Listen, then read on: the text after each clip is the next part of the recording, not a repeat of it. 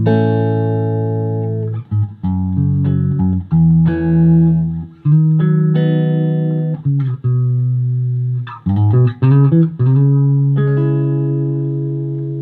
been a while, but I'm back in the mod cave with a new project guitar. This cool little axe was made by Tisco back in the late 60s, although they were bought out by Kawai, I think, around this time, so could be either company really, I guess. The brand Telestar was out of New York, and with Motown, the British Invasion, Hendrix, Clapton, Jimmy Page, etc., they were just one of the many companies trying to fill a huge demand for entry-level guitars at the time. Got a bit of a soft spot for these Japanese guitars. They always seem so cheerful and kind of fun looking, almost cartoonish in design, but for the most part they're actually quite well made, but the ergonomics are pretty strange by modern standards. Considering its age, this guy is in pretty good shape. It's missing the tremolo arm and one or two pickguard screws, but otherwise it's original and unmodified as far as I can tell. It holds its tuning, the truss rod works fine, and the neck is nice and straight. It is a bit dinged up though, so I'm planning some paint correction on the body, but first I want to take a look at the neck. It's a bit too much relief, but it's not excessive.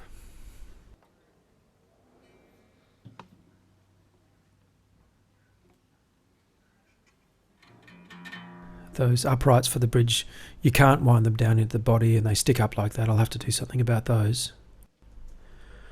With the strings that close to the pickup and the bridge that low, it's obvious the guitar will be a lot easier to set up with a shim in the neck pocket.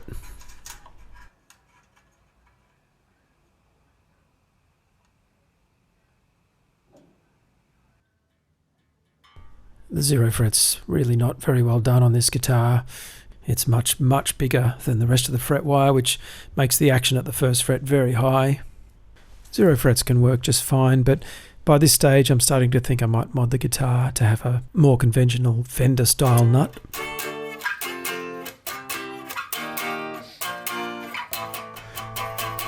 This neck is very chunky. It's like a cricket bat and actually has really quite squared off shoulders. So since the lacquer on the back of the neck has also got lots of marks and dints and so on, I decided to reprofile the neck.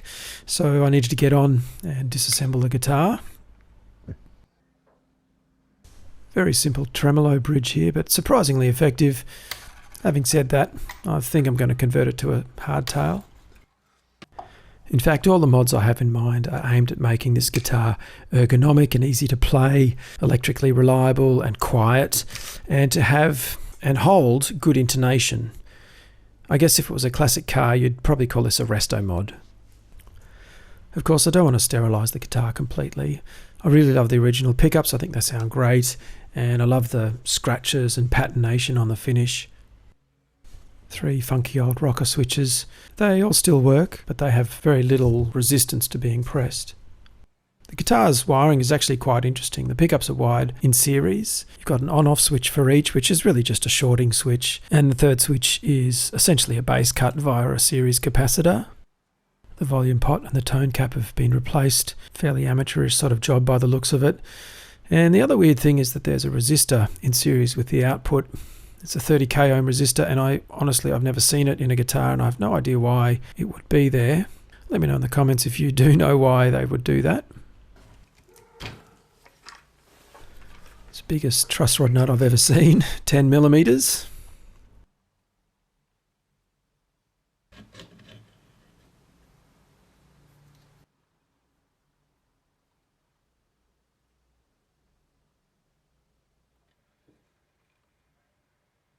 The fret wear and the wear on the fretboard itself are pretty even. The frets are probably just serviceable, although the fret wire itself is tiny. It's like mandolin fret wire, and that's another reason I'm changing them. I don't really care to play on a guitar with such tiny fret wire. When you see such an even distribution of finger marks on a vintage fretboard and such, well, relatively even fret wear, it does make you wonder who the player was who owned the guitar for most of its life. Certainly wasn't a beginner, I would think.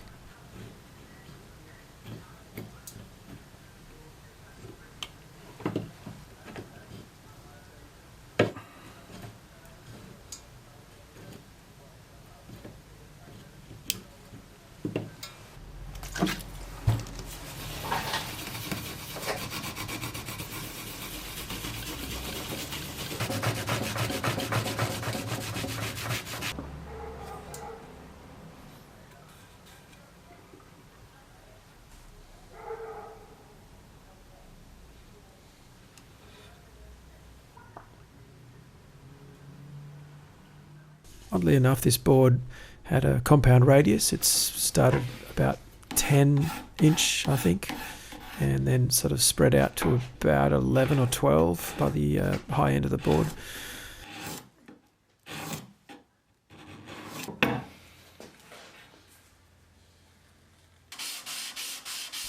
The neck had a slight up bow, but it was easy enough to remove from the fretboard surface.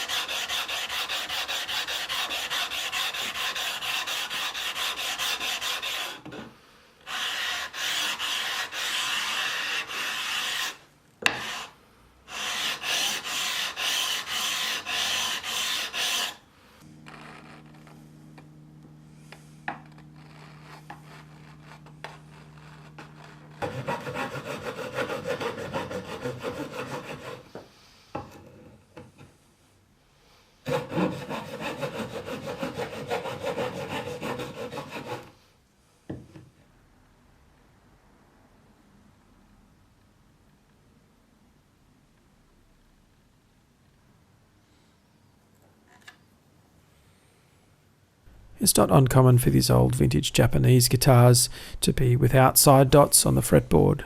So in the spirit of resto modding, I decided to install some.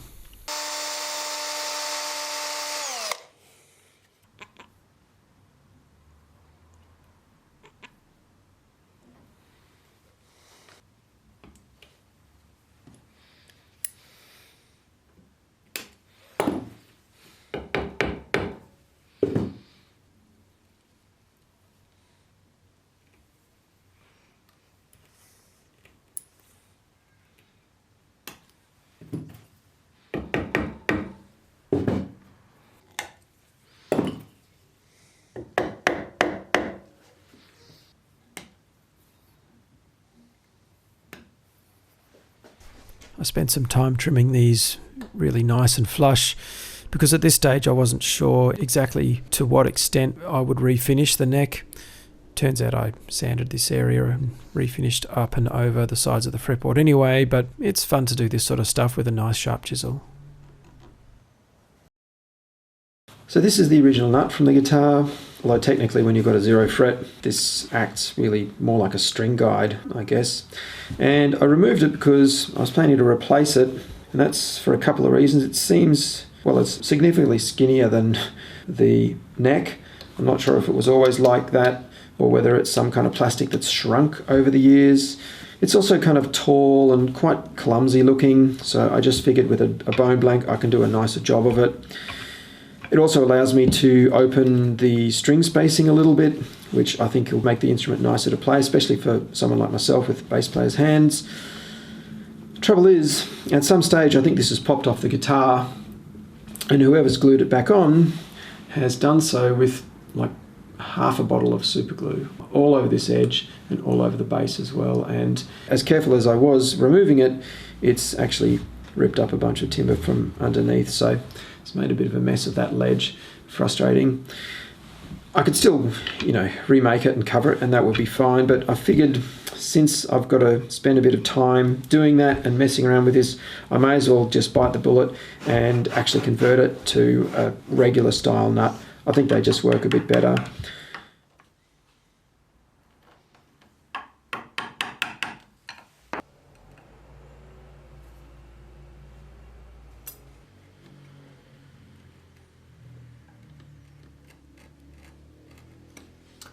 Unfortunately, I didn't have any rosewood scraps laying around, but I found this piece of Victorian blackwood with very similar grain width, so I'll stain it to match the board.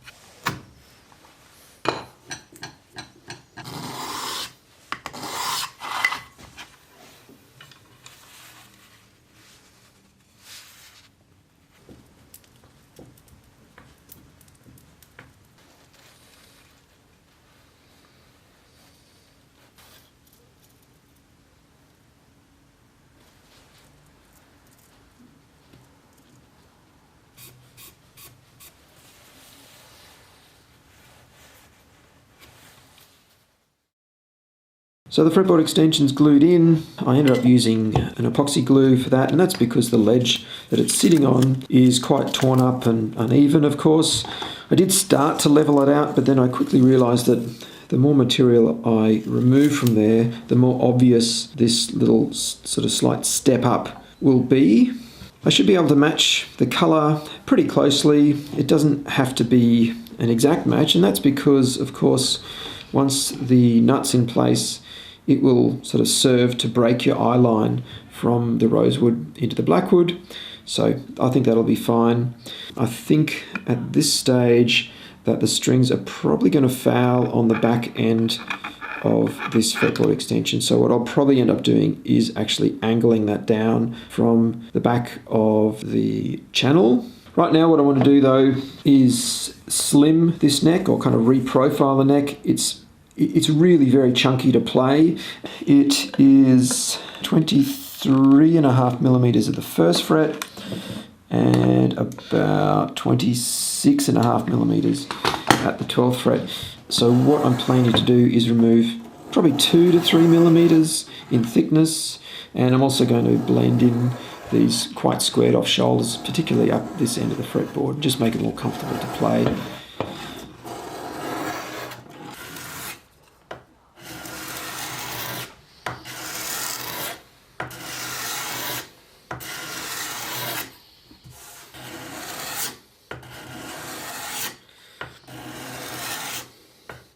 Well, I'm not really sure what timber this neck is made of. It's quite pink, it has a bit of interlocking grain, it's slightly furry. It's not really the easiest stuff to work with, to be honest. It does remind me a little bit of Queensland maple, which is used extensively in Australian guitar manufacturing, but that's clearly not what they would have been using in the 1960s in Japan. So yeah, if you do know what the actual species or what the tree is, let me know in the comments.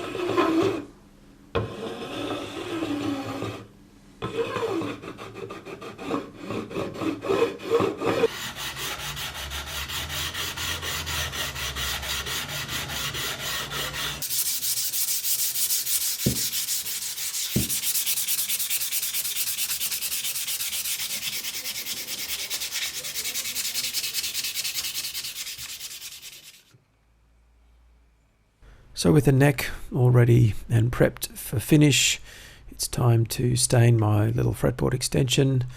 I'll start with Metho, and then I'm using, I think, 3 different proof tints here. I'll start with Jarrah and a little drop of black, and obviously using a scrap of the same timber.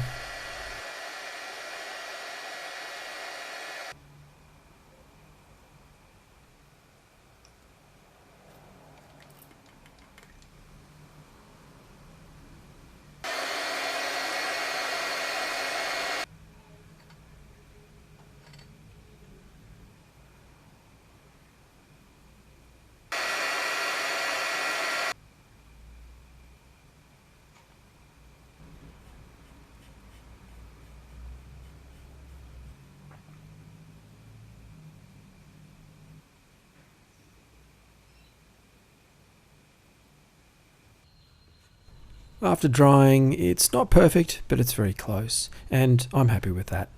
And as I mentioned, with a nut in place, it sort of breaks your eye line from one timber to the other. Plus, of course, the extension will be lacquered and the original board will be oiled, so they're always going to look slightly different anyway.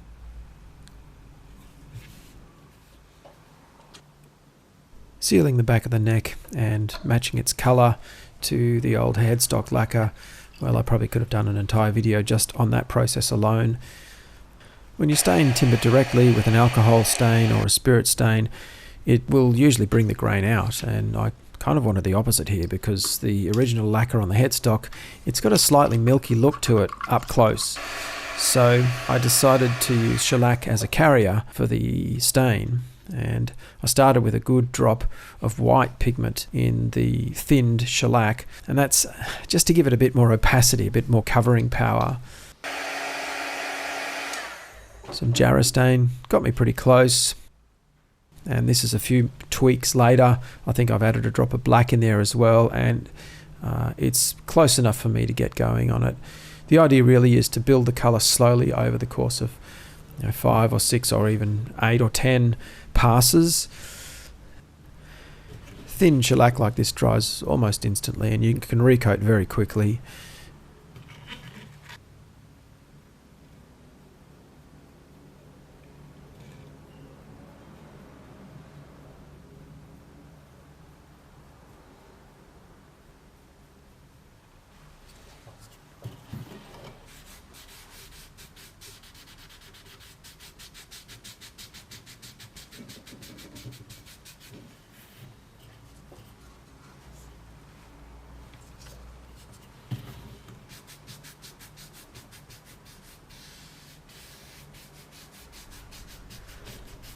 After the first couple of coats, the timber feels very prickly, but the shellac's easy enough to knock back with some 400 grit paper.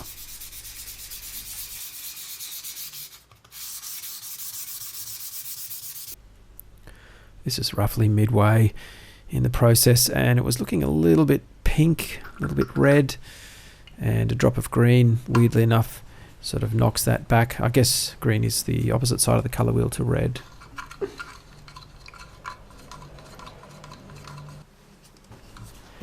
It's just a gradual process of building the colour slowly, maybe tweaking the mix every so often, sanding it every 3 or 4 passes.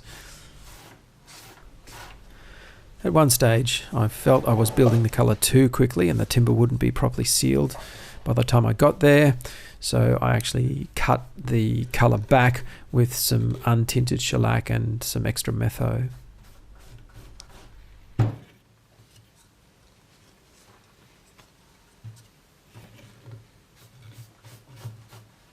So it's time to prep the neck for spraying. As I may have mentioned, I'm not actually going to respray the headstock because I really like the way the original lacquer looks. It does have lots of dints and nicks around its edges, but I don't think the guitar's ever been mistreated or had any damage from misuse or anything. I think this is just normal bumps and nicks from an instrument that's been well played over 50 plus years. So all I've done is just touch the worst of them up with a little bit of amber shellac just to kind of seal them and tie them in a bit. As for the wash coats of tinted shellac on the bare timber, well, I'm pretty happy with them. They're not a perfect match, but I think the hue is just about right. I've decided to spray the rest of the neck with a mid-sheen or a satin lacquer, and that's because even though I plan to buff out the original finish on the headstock just by hand, it's never going to have a full deep gloss. It's always going to look slightly milky and patinated just due to the age of that finish. And it's a lot easier to gradually impart a gloss onto a semi-gloss finish to bring it up to match the headstock than it would be if I started with a modern, clear, deep gloss and then tried to degloss it to match the headstock. This is an old spray painting trick. If you leave the masking tape lifted up off the surface, you don't get a sharp edge. With the new lacquer, you get a sort of feathered edge, which is easier to blend. And you can see the transitions will be at the peak of those upper and lower headstock curves. If I do end up with a witness line there, it's not going to be as eye-catching because of the way the light plays on curves like that. So I did, I think, 3 good wet coats, and since the weather's getting a bit colder now, I left it a day between coats, and then I left it for 3 or 4 days. You can see that the finish has still got a few sinks in it, so I've wet sanded it. I think this is 1200 grit or maybe 1000. So I'll dry that off thoroughly. I'll still leave it a couple of hours before I put the final coats on. Looks pretty clean and smooth, but as always, I'll use a tack cloth before I spray.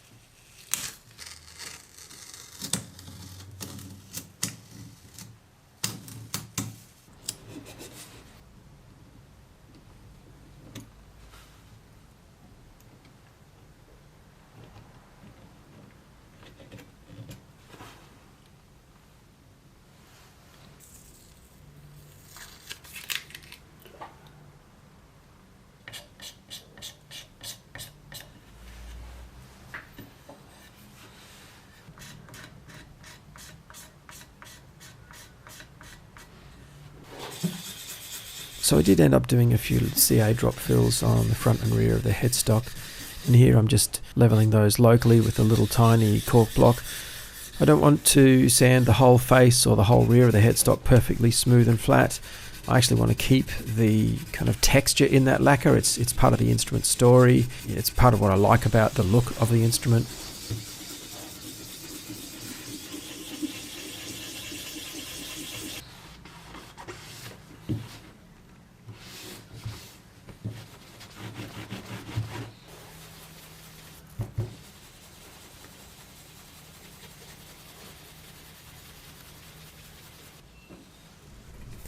So I wet sanded it with 2000, 3000 and 5000 grits, and here I am using a fine cutting compound just by hand.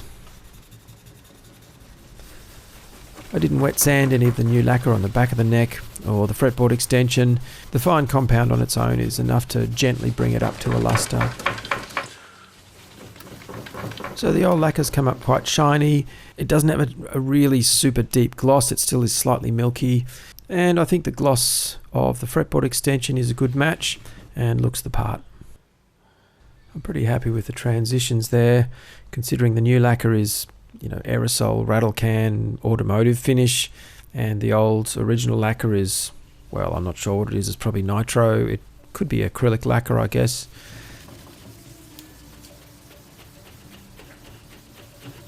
Just using some more fine compound to buff the rear of the neck out. I got it to a sheen, but not quite as deeply glossy as the original lacquer. I just like the feel of the neck that way.